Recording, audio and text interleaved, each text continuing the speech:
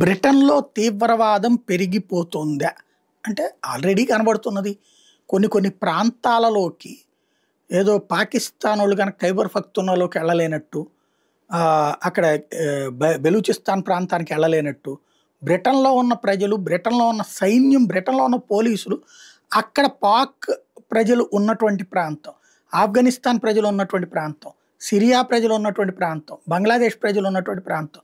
అంటే వలసలుగా వచ్చి అక్కడ ఒక ప్రాంతంలో ముందు ఒక ఇల్లు తీసుకుని ఆ పైన పక్కది ఆ చుట్టుపక్కలంతా తమ వాళ్ళే ఉండటంతో వాళ్ళు చేసే అరాచకాలు చేసేసి అక్కడికొస్తుంటే అక్కడికి వెళ్ళి వాళ్ళని పట్టురావడానికి ప్రయత్నించి నేర చరితుల్ని, నేరాలకు పాల్పడ్డటువంటి వాళ్ళని వాళ్ళు కాపాడతా మీరు వదిలిపెట్టం, మీరు మా జోలికి రావకండి, మేము మా షరియా చట్టాల ప్రకారం జైలు తీసుకుంటాం, కావాలంటే ఆ బాధితుల నుంచి మా షరియా కోర్టులో చెప్పుకోండి అని చెప్తున్నటువంటి పరిస్థితి ఉంది.